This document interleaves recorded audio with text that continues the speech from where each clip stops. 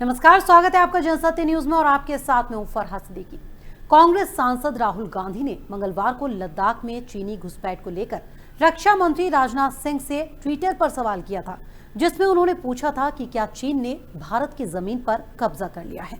इसका जवाब राजनाथ सिंह ने तो दिया ही, साथ ही इस पर केंद्रीय मंत्री किरण रिजिजू ने भी राहुल के सवाल पर तल्ख टिप्पणी की और रिजिजू के बाद लद्दाख से बीजेपी सांसद जामयांग सेरिंग नामग्याल ने राहुल को करारा जवाब दिया है। लद्दाख से बीजेपी सांसद जामयांग सेरिंग नामग्याल ने चीनी सेना के भारतीय क्षेत्र में घुसने के संदर्भ में पूछे गए सवाल पर अलग अंदाज में जवाब दिया। नामग्याल ने ट्वीट में लिखा कि हाँ, चीन ने ये इलाके कब्जाए हैं। इसके बाद उन्होंने उन जगहों की लिस्ट दी जो उनके मुताबिक कांग्रेस के शासनकाल में गवा दी गई।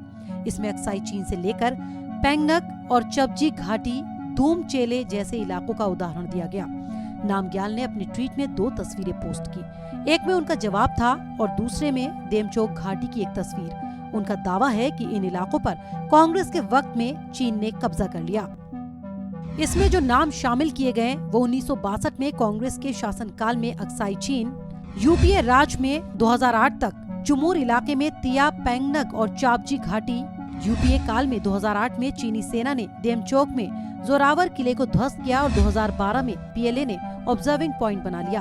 13 सीमेंटेड घरों के साथ चीनी न्यू देमचोक कॉलोनी बसी।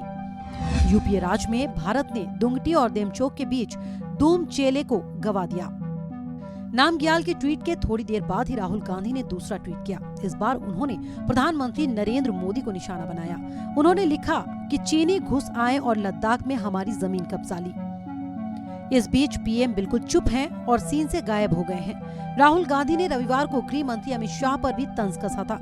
शाह ने एक वर्चुअल रैली में कहा था, भारत की रक्षा नीति को दुनिया स्वीकार कर रही है। पूरी दुनिया मानती है कि अमेरिका और इजराइल के बाद अगर कोई और देश है जो अपनी सीमाओं की रक्षा कर सकता है, वो भारत है।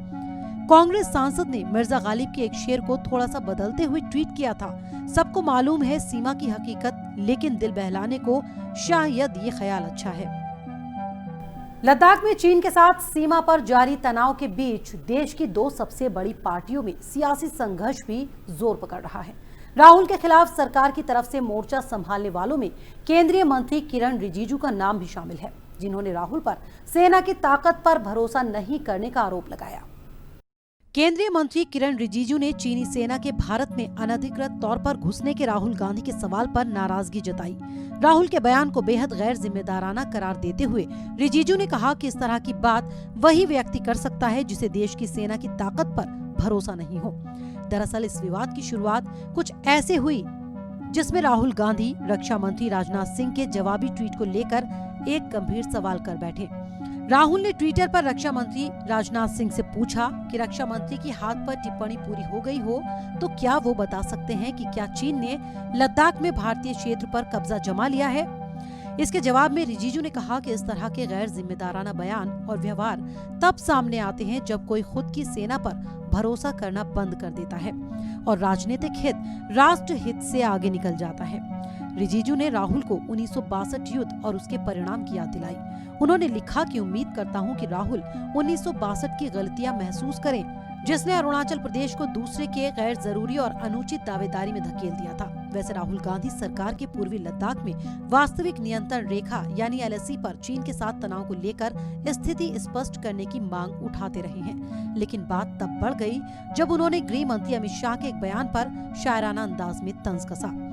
शाह के बयान पर राहुल ने ट्वीट किया कि सबको मालूम है सीमा की हकीकत, लेकिन दिल के खुश रखने को शायद ये ख्याल अच्छा है।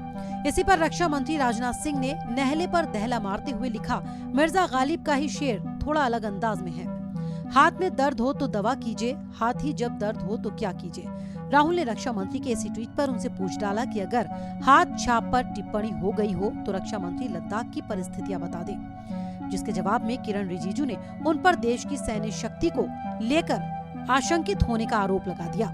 दरअसल इस पूरे विवाद की जड़ में गृह मंत्री अमित शाह का जो बयान आया है उसमें कहा गया कि भारत की रक्षा नीति को वैश्विक स्वीकृति मिली है। पूरी दुनिया मानती है कि अमेरिका और इजराइल के बाद अगर कोई देश अपनी सीमा को सुरक्षित रखने में सक्षम है तो वो भारत है।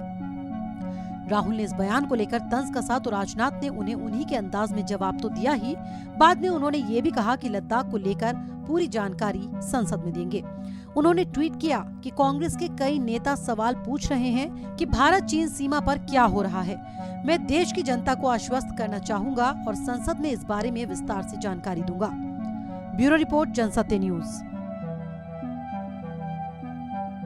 तो फिलहाल हमारी खास पेशकश में इतना ही। हमारे और वीडियोस देखने के लिए जनसत्य न्यूज को सब्सक्राइब करें, शेयर करें और लाइक करें। नमस्कार।